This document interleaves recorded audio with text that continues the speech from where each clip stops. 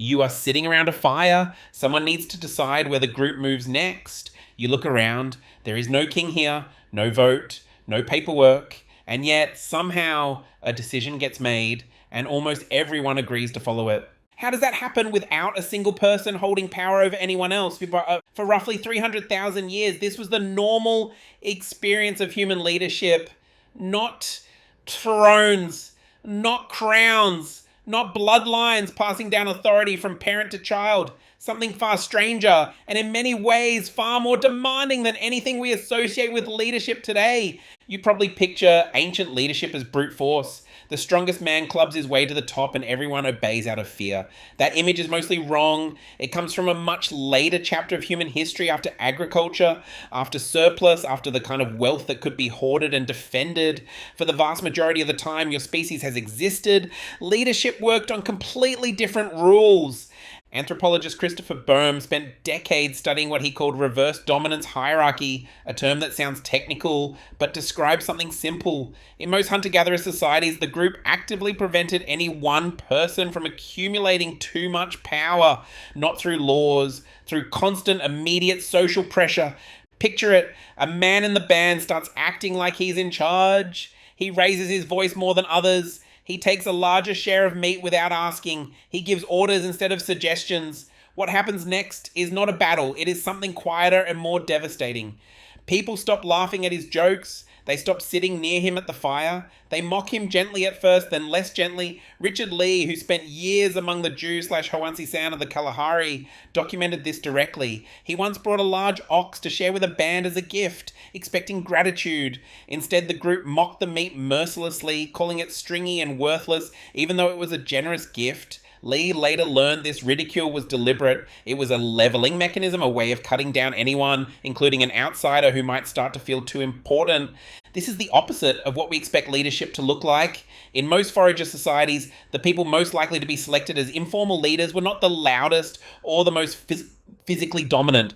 They were the most generous, the most even-tempered, and the best listeners. So, how did anyone actually lead if showing dominance got you mocked into submission? But the answer is that ancient leadership was almost always situational and temporary. There was no permanent chief making every decision for the band. Instead, different people led in different moments based on specific knowledge or skill. The best tracker led the hunt. The person with the deepest memory of water sources led the journey across a drought. An elder who had survived a similar crisis decades earlier might lead the response to a new one. Polly Weissner, who spent years studying social organization among the Jew/Hoansi, described how influence shifted constantly depending on what the group actually needed in that moment. Let's reconstruct what this looked like in practice. Imagine a band of 30 people somewhere in the savannah 40,000 years ago. The dry season has lasted longer than usual. Food is becoming scarce. The group sits around the fire at night and the conversation turns to where to move next. There is no formal meeting. No one calls for order. People simply start talking, and gradually certain voices carry more weight than others. An older woman speaks. She remembers a similar drought from decades earlier when she was young. She describes a valley 2 days' walk to the east where a spring never fully dried up. People listen, not because she demanded their attention, but because her memory has proven useful before. A younger man who is known for his tracking ability adds that he saw fresh animal trails heading in that direction just days ago, suggesting other creatures already sense the same opportunity. The group does not vote. They do not need to. Consensus builds gradually through conversation, repetition, and the absence of any strong objection. By the time the fire burns low, almost everyone has quietly agreed, not because they were told to, but because the most credible voices pointed in the same direction. This style of decision-making had a name among researchers who studied it: consensus-based leadership. It is slow, it is messy, it requires patience that modern organizational structures rarely tolerate. But it had one major advantage. It distributed both power and accountability. If the decision turned out badly, no single person bore the blame, and no single person had been allowed to seize enough authority to make catastrophically self-serving choices in the first place. Here is the counterintuitive twist that surprises most people. We tend to assume that hierarchy, clear chains of command, decisive single leaders is the natural and efficient way humans organize. But for the overwhelming majority of human existence, the opposite system dominated, and it worked. James Suzman, an anthropologist who spent years living among the Jew/Hwansi, has argued that this egalitarian structure was not a primitive limitation waiting to be replaced by something better. It was a sophisticated solution to a specific problem. How do you prevent one person's ego, ambition, or bad judgment from endangering everyone in a group small enough that a single catastrophic decision could mean the difference between survival and starvation?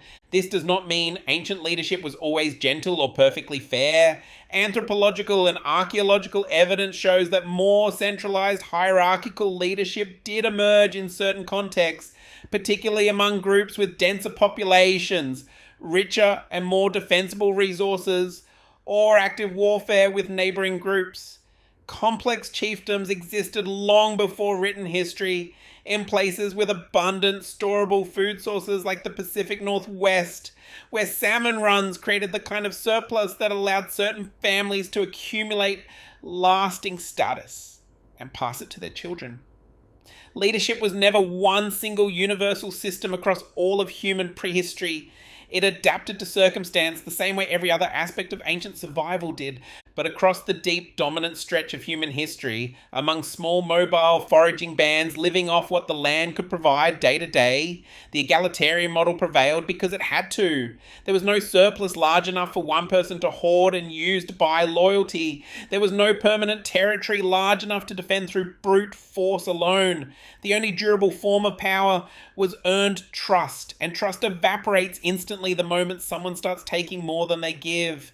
Think about what this means for you today. Your instinct to feel deep, visceral resentment toward a boss who takes credit for your work, toward a colleague who hoards resources, toward a leader who demands obedience rather than earning respect, is not simply personal frustration. It is an ancient social alarm system refined over hundreds of thousands of years, designed to detect and resist exactly the kind of behavior that once could have destabilized a small group's chances of survival. When you instinctively distrust someone who seems too eager to grab power, you are running the same software that helped your ancestors mock an arrogant hunter back down to size around a fire 40,000 years ago. You are sitting around a fire. Someone needs to decide where the group moves next. There is no king here. There never really was. There was only ever the slow, hard-won art of earning enough trust that people choose again and again to listen